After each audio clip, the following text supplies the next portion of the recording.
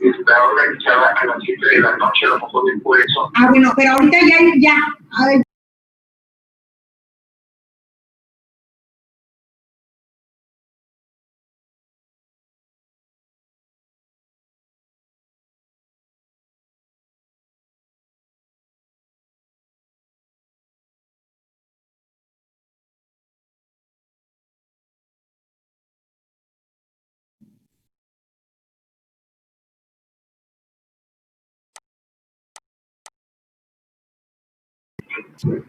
Okay. Qué raro que a ellos les parece a otra hora. Hola, hola, buenas tardes. ¿Me escuchan? Sí, doctora. Sí. Bueno, a ver, ¿quién va a iniciar el día de hoy con sistema endocrino?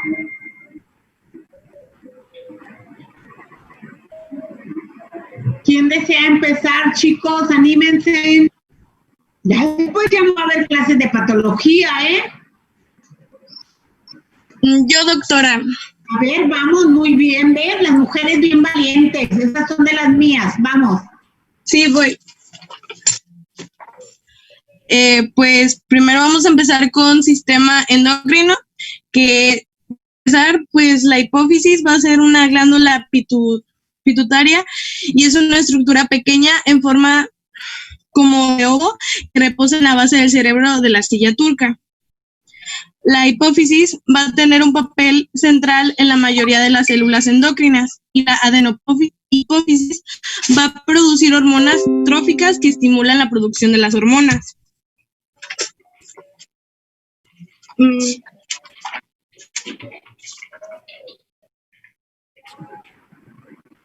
Después,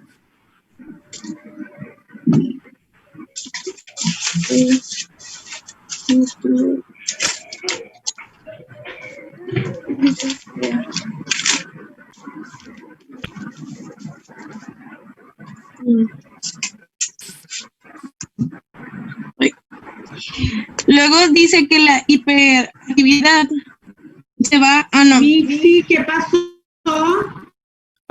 ¿Ya me escuchan? Creo que ya no se escucha. Sí, lo más recio que puedas, doctora. Ok, sí. Y luego menciona...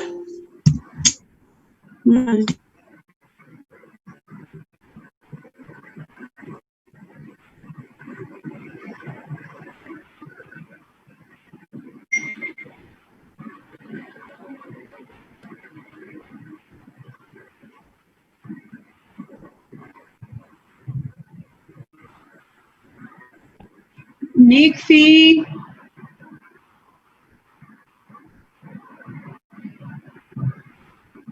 Nixie. ¿Ya se escuchó, doctora? Poquito, pero sí se escucha. Ok. Maybe.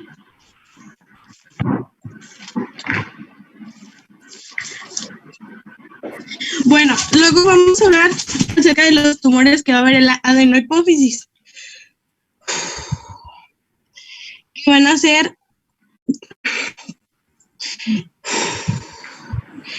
Va a haber tumoraciones como los adenomas hipofisiarios, adenomas corticotropos, adenomas funcionantes, adenomas lactótopas, adenomas somotropos, adenomas ganotropas y los tirotropos. En el hipopituitarismo se va a producir por una pérdida o ausencia del 75% o más del parénquima hipofisiario anterior. y es acompañado por una evidencia de disfunción de la hipófisis posterior. Sus causas pueden ser por tumores, necrosis isquémica, causas iutrógenas, lesiones inflamatorias y a veces también sarcoidosis, tuberculosis. Y luego en la hiperactividad va a ser por exceso de liberación de hormonas, hipertiroidismo, la deficiencia del hipotiroidismo y las lesiones tumorales de la glándula. Este estado va a ser hipermetabólico por concentraciones elevadas de T3 y T4 por la mayoría de los casos. En el hipotiroidismo va a ser una alteración estructural o funcional en la producción de hormonas. El hipotiroidismo secundario es adelantado por sus causas congénitas, autoinmunitaria, y sus defectos van a ser genéticos o por la deficiencia endémica de yodo en la dieta. También va a ser por alguna enfermedad tiroidea, autoinmunitaria o un hipotiroidismo iatrógeno y el cretinismo. Las neoplasias tiroideas van desde los edemas benignos al carcinoma. La manifestación clínica de la tiroxicosis van a ser los síntomas constitucionales, digestivos, cardíacos, nerviomusculares y cambios oculares. ¿El qué dijiste, doctora? En la manifestación clínica de la tirotoxicasa, que viene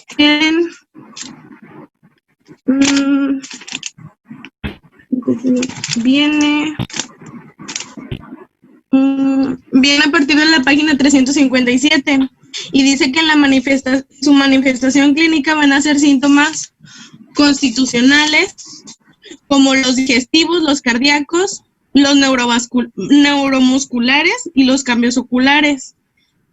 Y en el bocio van a ser bocios difusos o bocios multinodulares, y cuando son provocados van a ser por la ausencia del yodo en la dieta.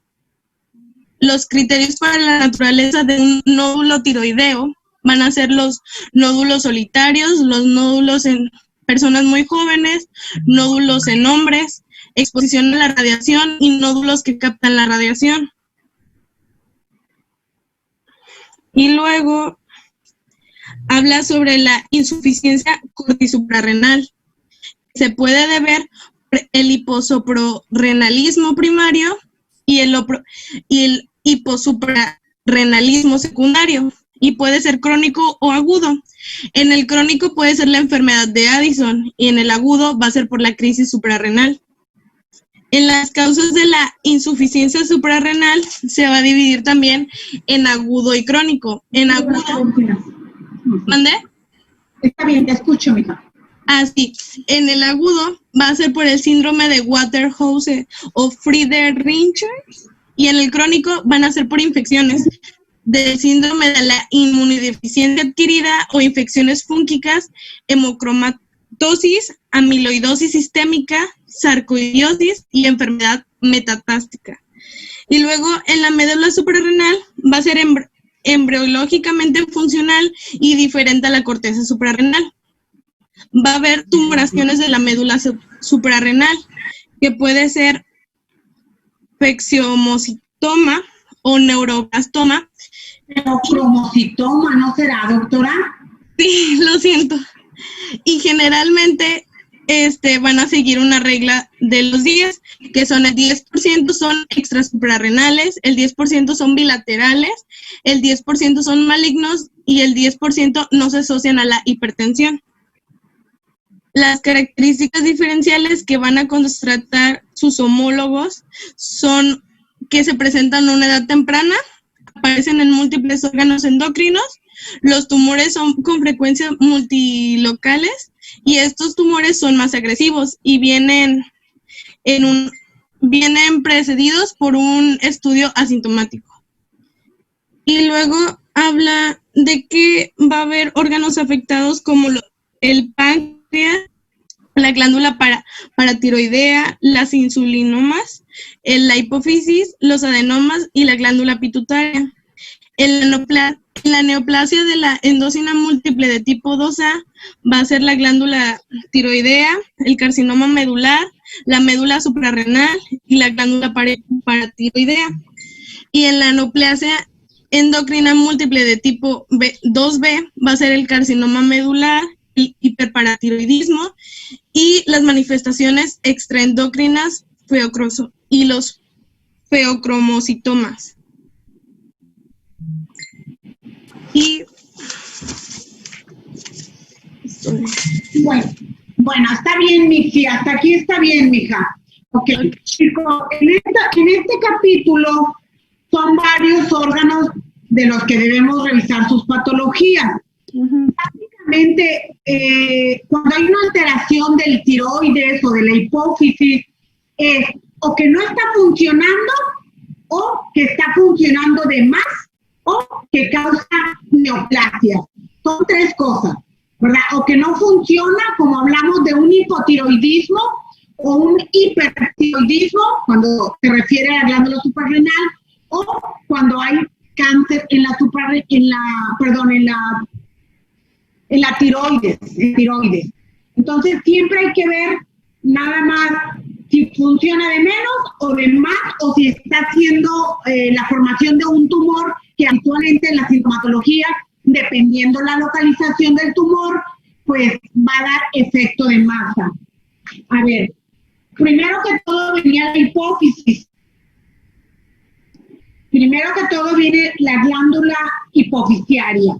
Hay que recordar que la glándula hipofisiaria se va a dividir en adenohipófisis y neurohipófisis, y que hay por lo menos 6 tipos celulares en la adenohipófisis, y dependiendo de la célula que va a estar alterada es el tipo de adenoma que pudieran presentar, ¿sí? Se dice que la causa más frecuente de hiperpituitarismo, página 750, es la de un adenoma que es productor de hormonas en el lóbulo anterior. Y viene un cuadro 20.1 que viene de acuerdo a la hormona que se esté produciendo, es el tumor que nos va a dar. Así tenemos, si la hormona es la lactotropa, que es lactotropa, la hormona es la prolactina, nos va a dar 2 tipos de adenomas, el lactotropo, y el cuadro clínico es galactorrea o disfunción sexual o esterilidad. Si la hormona de crecimiento es la que va a estar sobreexpresada, puede haber varios tipos de adenomas, como es el adenoma somatotropo, el adenoma somatotropo silente o el escasamente granular. ¿Y qué nos puede causar gigantismo en los niños y acromegalia en los adultos? Cuando la hormona alterada es la prolactina, ¿sí? Entonces va a ser un adenoma mamotropo, y la característica es la prolactina en sangre va a estar elevada y las mujeres pueden tener una secreción tipo leche a través de la glándula mamaria. A mí me tocó una enfermera que dice: doctora, mi niño tiene 15 años, o sea, yo no tengo por qué estar tirando leche. Pues, y además traía alteraciones visuales. Le mandamos a hacer unos estudios de imagen y el estudio de imagen reveló un tumor a nivel de la hipófisis, ¿verdad? Y lo que traía era un prolactinoma, porque era la célula que estaba proliferada en ese tumor.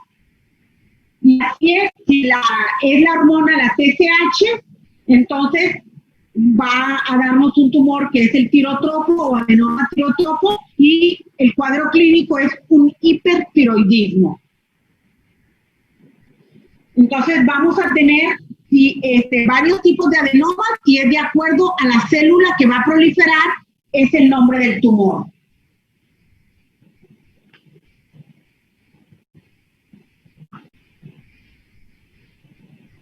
Okay.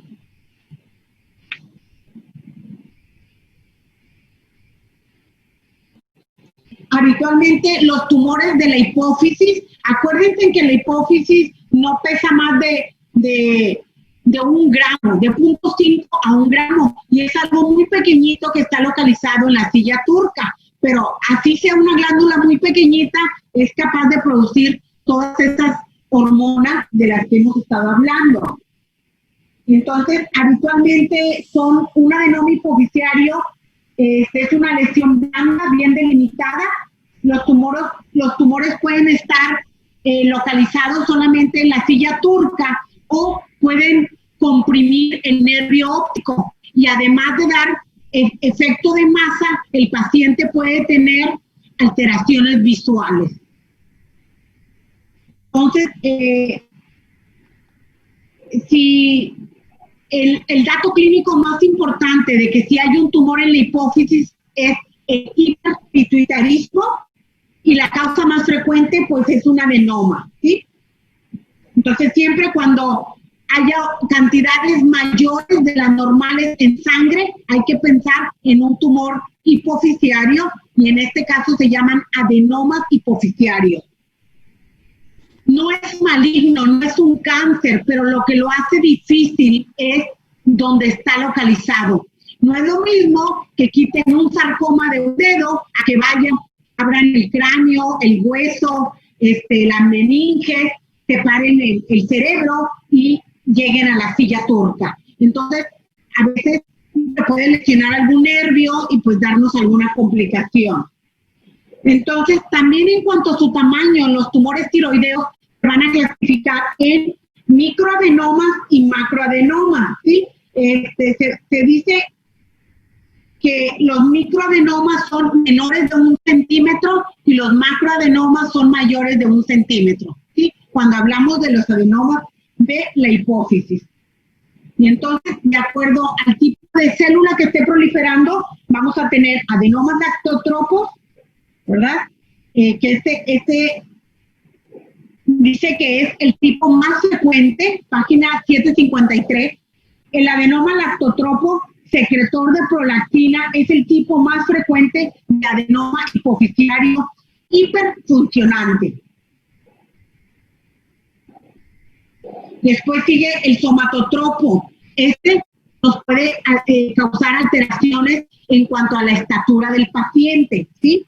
Porque estos van a estar regidos por la hormona de crecimiento, y entonces puede causar gigantismo en los niños o acromegalia en los pacientes adultos. Y puede haber algunos otros adenomas, aquellos productores de FSH, de FSH o de hormona luteinizante. Bueno, esos tipos de tumores nos van a dar hiperpituitarismo. Ahora, ¿qué nos pudiera causar o sea, que la glándula no esté funcionando? Hipopituitarismo. Bueno, habitualmente no va a estar trabajando adecuadamente la hipófisis, y puede haber varias causas, como una necrosis de la glándula que se llama síndrome de Sheehan o necrosis postpartum.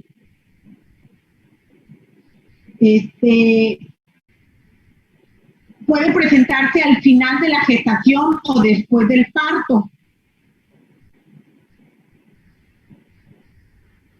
También otra causa de hipopituitarismo, además del síndrome de Sheehan, es causas iatrogénicas por alguna cirugía o alguna radioterapia. A veces un paciente tiene un meningioma o un glioma o un astrocitoma ahí al lado de la hipófisis, y al estar dando radioterapia causamos una hipofunción de la hipófisis, y entonces le vamos a causar hipopituitarismo.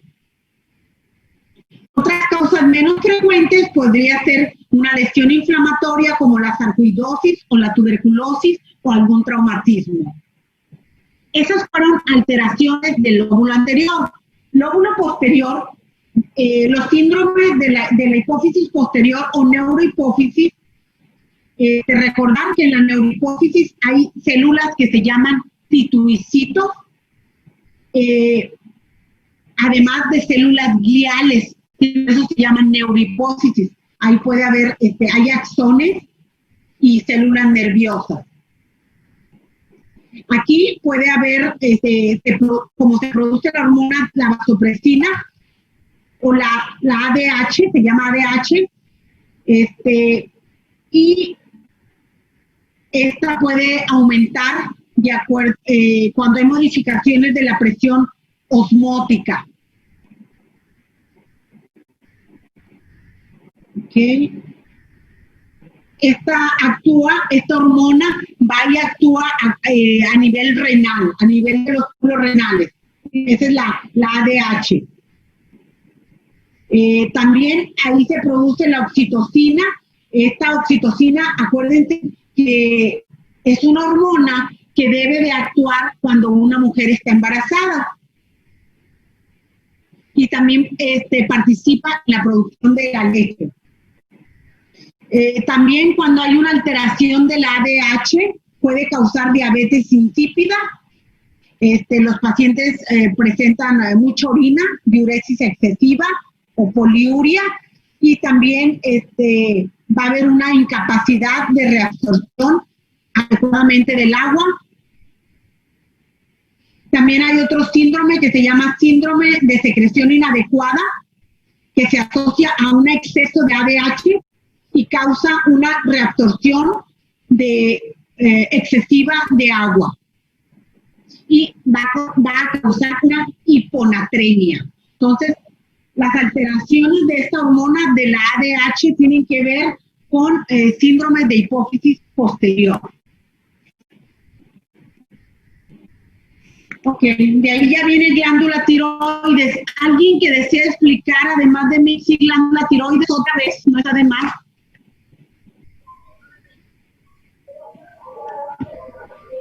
¿Quién quiere continuar con tiroides?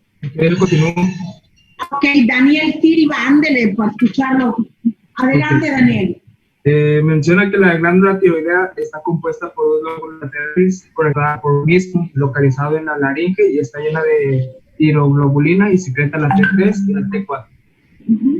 El hipertiroidismo, este es un estado donde se eleva la T3 y la T4, que es la tirotoxicosis, y sus casos más frecuentes dice que es la hiperplasia difusa de la glándula, bocio multinodular, hiperfuncionante, adenoma hiperfuncionante, y sus manifestaciones son síntomas constitucionales,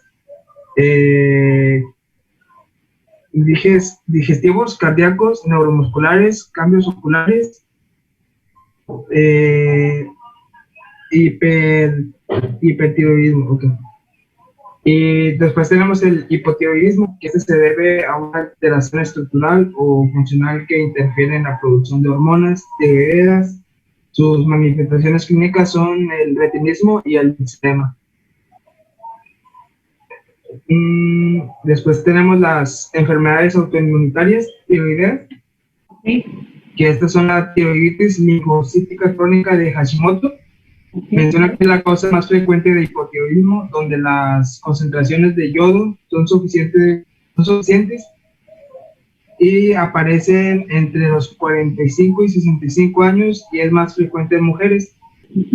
Sus características clínicas se manifiestan con una trigomegalia no dolorosa asociada al hipotiroidismo. Después tenemos la tiroiditis granulomatosa aguda de Kurban. Esta es la más frecuente entre los 30 y 50 años, y algunas características clínicas es que comienza siendo agudo. Después tenemos la tiroiditis de Riedel, que caracterizada por una fibrosis extensa de la glándula tiroidea y estructuras contiguas del cuello. Y por último, creo que es la enfermedad de Graves, que es caracterizada por palpitaciones violentas y prolongadas en mujeres y el agrandamiento de la glándula tiroidea, y la causa frecuente es hipertiroidismo endógeno, adquirida de tirotoxicosis, de dermaftal, miopatía, sí.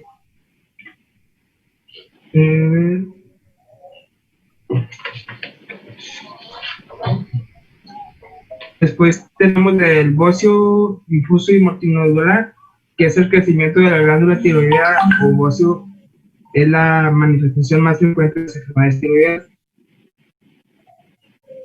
Después menciona las neoplasias tiroideas, que hay dos, que son los adenomas y carcinomas. Las neoplasias, los adenomas, que son las neoplasias benignas derivados del epitelio folicular, y la mayoría no son funcionales. Después tenemos los carcinomas, que son papilares, folicular, anaplásico y medulares. Los papilares son los más frecuentes, no funcionantes, y manifestándose principalmente como una masa indolora del cuello. La patogenia es por activación de la vía sinosa AMP. La folicular es responsable del 5 al 15% de los cánceres de la glándula tiroidea primaria. La incidencia es de 40 a 60 años y se manifiesta con mayor frecuencia en los nódulos tiroideos solitarios. Las neoplásicas son indiferenciados y muy agresivos y no hay metástasis. Los medulares son epiteliales derivados de células C parafoliculares, y pueden producirse en forma esporádica un 70% o familiares en un 30%, y los depósitos de amiloides caracterizados.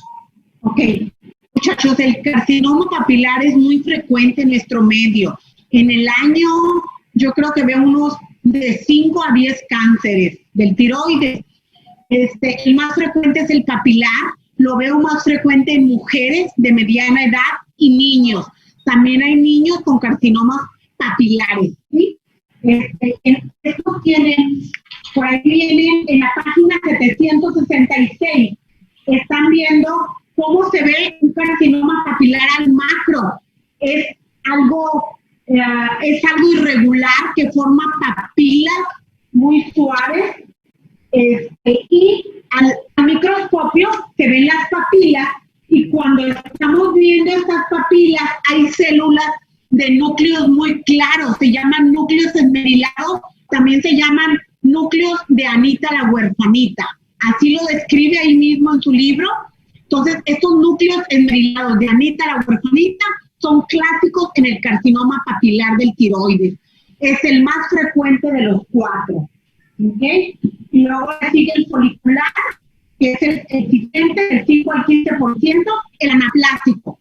Estos se originan de la célula folicular, mientras, acuérdense que había una célula que se llamaba célula C o parafolicular, de ahí se va a originar el carcinoma medular, ¿sí? Entonces son 4 tumores malignos en el tiroides. ¿Ok? Y luego ya de ahí que sigue la glándula paratiroides. ¿Ok? ¿Quién quiere seguir con paratiroides? Muy bien, Daniel Silva. ¿De qué grupo eres? Del cuarto F. Cuarto F. ¿Y Mixi? De cuarto D. D. Muy bien. De cuarto D. Ok, Mixi. ¿Quién quiere continuar con paratiroides, chicos? Yo, doctora. ¿Quién eres, mija? Salvador. Ok, pero abre tu cámara, mija. Ok, la glándula paratiroidea, su función normal, deriva de las bolsas faríngeas que se originan del timo. La mayor parte de la glándula tiene células principales que tienen gránulos secretores de la hormona paratiroidea, la PTH. Tiene citoplasmas acidófilos y están llenos de mitocondrias. Estas glándulas son las principales reguladoras de la homeostasis de calcio. Nos vamos a lo que son las patologías de la glándula paratiroidea, que está lo que es el hiperparatiroidismo, que se clasifica en 2, que es el primario y el secundario. En el primario, pues tenemos trastornos endocrinos que causan hipercalcemia, que provocan adenoma en un 85 a un 95%, hiperplasia primaria, difusa o nodular de un 5 al 10%, y pues lo que es el carcinoma de la glándula paratiroidea. En el hiperparatiroidismo secundario hay reducción de concentración de calcio como insuficiencia renal. Esto es en el hiperparatiroidismo. En el hipoparatiroidismo, que es menos frecuente, puede ser por ausencia congénita, que es el síndrome de George, y hipoparatiroidismo autoinmunitario. De aquí nos vamos a lo que es el páncreas. Otra cosa, cuando a una mujer le quitan el tiroides por un cáncer papilar o por algún cáncer, casi siempre me llegan las paratiroides. ¿Por qué, doctora? ¿Dónde están localizados los paratiroides? ¿Dónde están localizados los paratiroides? Las paratiroides, doctora. En la tiroides. En cada esquinita de la tiroides, ¿verdad? La tiroides tiene forma como de mariposita y en cada esquinita, en cada polo, ahí están las paratiroides. Son muy pequeñitas, menos de 1 centímetro. Entonces, cuando el cirujano está quitando el tiroides, a veces sin darse cuenta, se trae las paratiroides, ¿verdad? Y esa es una causa que podemos causarle al paciente, valga la redundancia, un hipoparatiroidismo, ¿sí? La ablación o por causa iatrogénica sin querer, por otra causa le quitamos el tiroides, nos trajimos las paratiroides y entonces pues ese paciente tiene problemas con el calcio. ¿Ok? Páncreas endocrino, doctora. Pues primeramente vamos a ver la composición del páncreas, que tiene los islotes de Langerhans, que contienen 4 tipos de células principales, que son las células alfa, beta, delta y las PP. Las beta, pues son las que producen la insulina. Las alfas secretan glucagón, que aumenta la glucemia por actividad glucogenolítica hepática. Las delta secretan somatostatina, que suprime la liberación de la insulina y el glucagón. Y las PP secretan polipéptido pancreático, que realiza diversos efectos sobre el aparato digestivo. Inhibe lo que es la motilidad intestinal. Nos vamos a lo que es la diabetes mellitus, que es un trastorno metabólico causado por hiperglucemia. Causa trastornos en órganos como ojos, los riñones, nervios y vasos. Su diagnóstico, pues, se basa en los rangos de glucosa en sangre y plasmática en ayuno y la concentración de hemoglobina glucosada. Creo que es glucosilada, doctora, glucosilada. Sí, perdón, glucosilada. Entonces, la tipo 1 es una enfermedad autoinmunitaria donde hay destrucción de los islotes de Langerhans, principalmente de las células beta. Y se ha visto que es más de niños y jóvenes, la tipo 1. ¿Sí? Y la diabetes tipo 2, aquí hay una menor capacidad de respuesta a la insulina de los tejidos periféricos. Hay una disfunción también de las células beta que se traduce en una secreción inadecuada de insulina, ¿sí? Y los pacientes pues van a presentar una hiperglucemia. Y habitualmente pues somos pacientes que no llevamos una buena dieta, ¿verdad?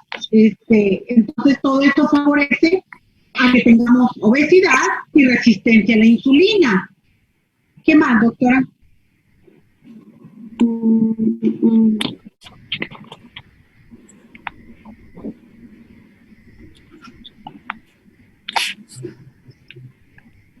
En las composiciones metabólicas de la diabetes está lo que es la triada clásica de la diabetes, que es poliuria, polidisplasia y polifagia. No, la segunda no la escuché. ¿Es poliuria? ¿Poli qué? Polidisplasia No. y polifagia. Poliuria, polidipsia y polifagia. Ah, Polidipsia. Son las 3 P. Van mucho al baño, queremos comer mucho y pues tomamos muchos líquidos. ¿Ok? bueno, dice que en casos graves pues provoca una cetoacidosis, que es la descompensación del diabético tipo 2 por deshidratación.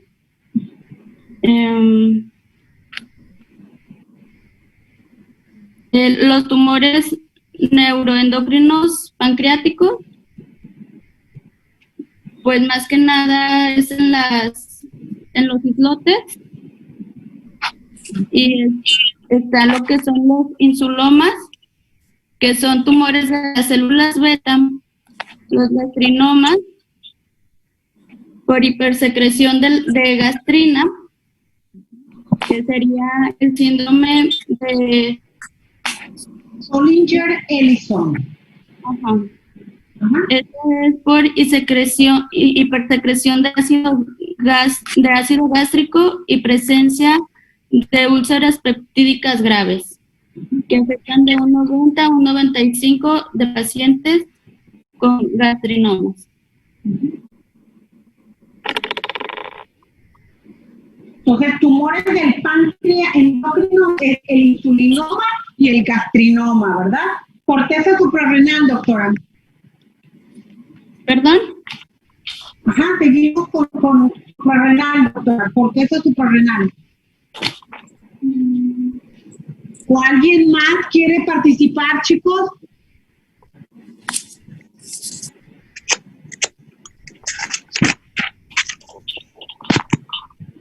Valeria no está el día de hoy tampoco. Valeria de cuarto D.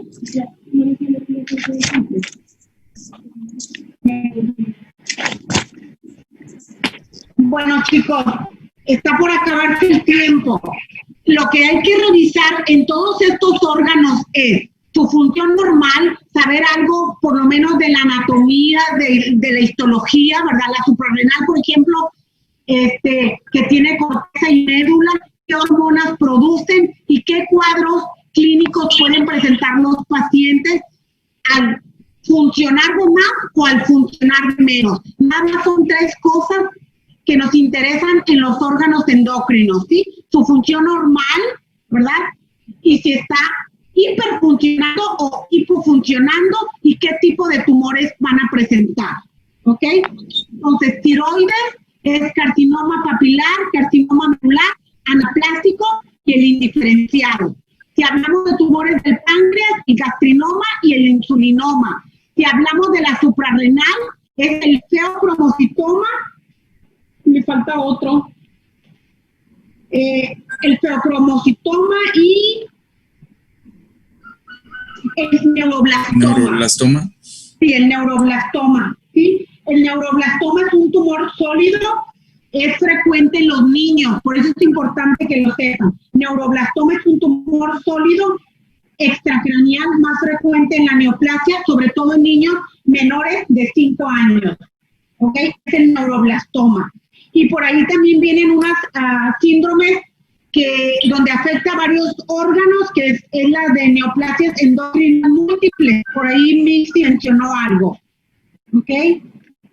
Perfecto. Viene un dibujo en la página 794, muchachos, de un feocromocitoma. En la parte inferior todavía se reconoce un poquito de glándula suprarrenal y ese gran tumor, ¿ok? Que nos puede producir que dependiendo del tamaño nos puede dar también metástasis, feocromocitoma. Chicos, nos vemos